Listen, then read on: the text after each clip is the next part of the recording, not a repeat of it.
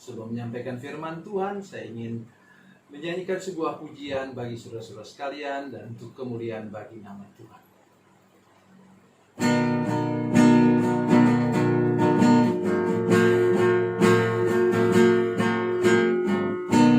Setiap saat berlindung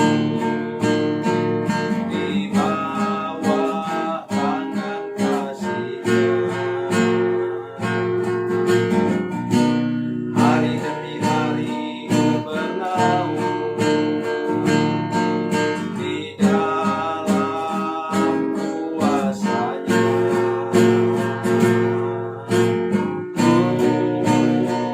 Berharap padanya, berharap padanya, berharap padanya, padanya.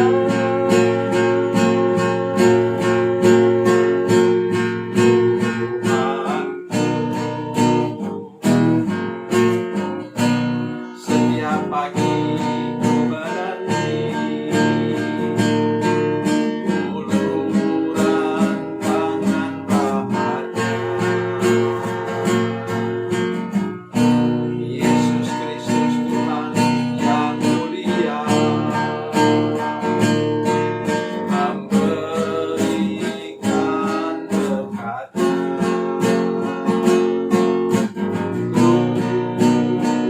Berharap padanya, berharap padanya, berharap padanya, padanya.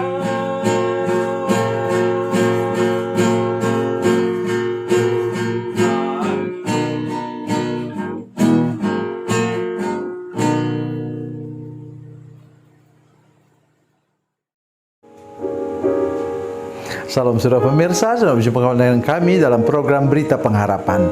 Saudara sekalian, hari ini saya ingin menolong kita sekali lagi untuk memahami sesuatu.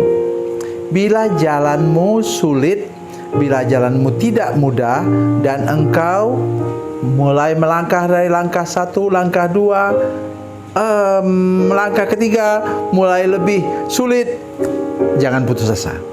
Tuhan akan mengangkat engkau sampai ke puncak. Mari kita berdoa sebelumnya. Bapa, dalam nama Yesus, terima kasih untuk firman Tuhan yang Kau siarkan bagi kami hari ini. Tolong kami semua Tuhan untuk mengalami lagi mujizat dan keajaiban Tuhan hari ini. Tolong kami untuk melihat semua pertolongan Tuhan boleh jadi bertahap kepada kami. Berkati kami supaya kami sabar menantikan semua penggenapan janji Tuhan sampai kami ke puncak. Dalam nama Yesus, haleluya, amin. Saudara pemirsa, mari kita membaca Alkitab kita dari Perjanjian Lama. Perjanjian Lama 2 Samuel pasal 5 ayat yang ketiga. 2 Samuel 5 ayat 3. Demikian bunyi firman Tuhan. Maka datanglah semua tua-tua Israel menghadap raja di Hebron. Lalu Raja Daud mengadakan perjanjian dengan mereka di Hebron di hadapan Tuhan. Kemudian mereka mengurapi Daud menjadi raja atas Israel. Amin. Luar biasa saudara sekalian. Saya tidak bisa membayangkan bagaimana sebelumnya sesudah Saul mati, kemudian Tuhan mengangkat Daud hanya menjadi raja Yehuda di Hebron. Saya kira juga dia membayangkan bahwa Tuhan langsung angkat dia tinggi-tinggi. Tidak saudara sekalian. Tuhan mengizinkan dia untuk melewati tahap demi tahap. Kenapa demikian? Untuk menjadi raja yang berhasil, dia harus mulai dari tangga bawah. Dia sudah lama diurapi oleh Nabi Samuel menjadi raja. Nanti sudah bisa baca 1 Samuel pasal 16. Tetapi kemudian dia berhadapan dengan tantangan terus. Oke, tantangan dengan pedang dan tombak dia sudah lewati. Tapi sekarang tantangan manajerial untuk mengurus satu bangsa tidak gampang. Itu sebabnya Tuhan izinkan dia mulai dari Hebron. Sekarang tiba waktunya, ingat, dengar saya katakan tadi, tiba waktunya, waktu Tuhan itu pasti waktu yang tepat. Sesudah 7,5 tahun dia memimpin umat Tuhan di Hebron, maka dia kemudian naik ke level yang lebih tinggi, memimpin seluruh umat Tuhan. Katanya, kemudian mereka mengurapi Daud menjadi raja atas seluruh Israel. Saudara pemirsa, kalau engkau sudah sarjana, sudah punya kemampuan mengerjakan sesuatu, engkau sarjana ekonomi misalnya, atau sarjana manajemen misalnya, atau malah sudah MBA, ya. Tetapi kok diberi pekerjaan yang sederhana? Oh, saudara sekalian, saya ingin mengatakan kepada saudara sekalian, jangan pernah mengeluh. Mulailah dari step by step sampai nanti sudah punya pengalaman cukup, kemudian bisa sampai ke puncak memimpin sebuah perusahaan atau satu kantor tertentu. Jadi di sini kita belajar banyak, di mana Daud adalah seorang yang rendah hati. Sudah masih ingat kan? Waktu dia melawan Goliat, dia mulai dengan pengalaman membanting, kata firman Tuhan loh, membanting singa, membanting beruang. Hewan dulu yang dia kalahkan. Kemudian baru dia bertemu dengan Goliat, raksasa itu, yang dengan mudah dia kalahkan. Dan dia sebut pengalaman yang sebelumnya lah yang membuat dia tidak takut menghadapi Goliat. Sekarang dia berhadapan dengan itu hewan berkaki dua, saudara sekalian.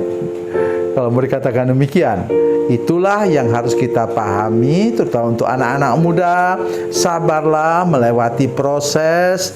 Nah, bila juga sudah dalam gereja, ya, mustahil sudah bertobat langsung kualifikasi sudah sama dengan seorang hamba Tuhan yang sudah berpengalaman, yang sudah sekolah teologi. Saya tidak mengabaikan saudara sekalian. Ada orang yang begitu hebatnya menyampaikan firman Tuhan, bahkan lebih hebat dari seorang pendeta, walaupun dia seorang majelis. Saya pernah berkunjung ke Korea dan belajar tentang warisan, kekayaan warisan gereja Korea. Saya 2 minggu di sana dan belajar banyak. Dan sudah tahu, hati-hati di Korea kalau sudah menjadi pendeta di sana. Oleh karena kami lihat dengan mata kepala sendiri, perpustakaan majelis lebih banyak daripada perpustakaan pendeta. Luar biasa. Satu kali sudah salah khotbah, selesai. Dan tidak bisa jadi gembala tempat itu lagi, karena mereka sudah tahu lebih duluan. Nah, begitu juga Daud. Kita lihat dengar firman Tuhan tadi. Apa kata firman Tuhan? Maka datanglah semua tua-tua menghadapi raja di Hebron.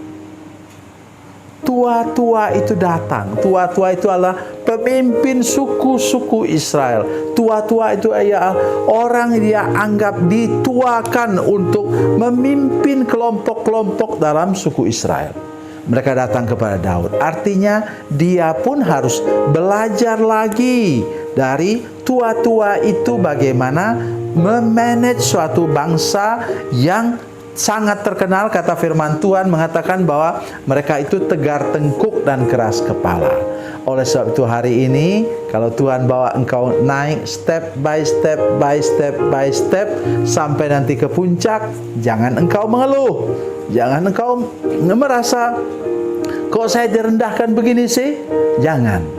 Belajar dari Daud, dia rendah hati. Dan kita belajar ayat firman Tuhan sesudahnya. Dikatakan apa? Daud berumur 30 tahun waktu ia menjadi raja.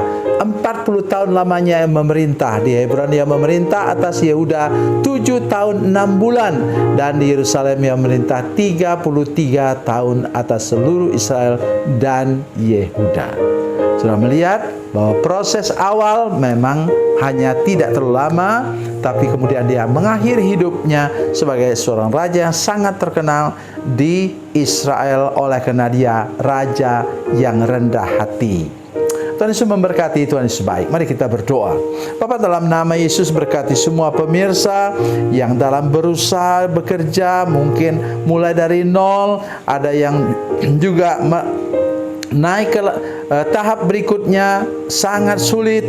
Tuhan memberkati, beri kami kesabaran, beri seluruh jemaat dan semua pemirsa kesabaran supaya mereka nanti mengalami ketika mereka sampai di puncak, mereka sudah benar-benar siap.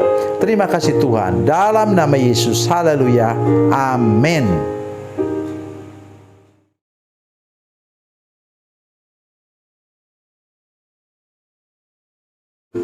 Salam saudara pemirsa, mengakhiri program ini saya mohon kepada saudara-saudara pemirsa sekalian untuk bila saudara menyaksikan program ini melalui channel YouTube, maka tekan subscribe dan bunyikan lonceng. Dan bila saudara menyaksikan program ini melalui channel Facebook, maka tolong saudara-saudara sekalian tekan like dan juga komen.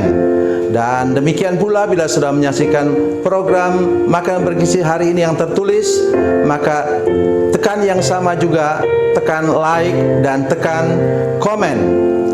Dan tolong saudara-saudara sekalian untuk membagikan program ini, share program ini di channel saudara-saudara sekalian supaya lebih banyak lagi orang diberkati melalui program ini. Tuhan Yesus memberkati, Tuhan Yesus baik.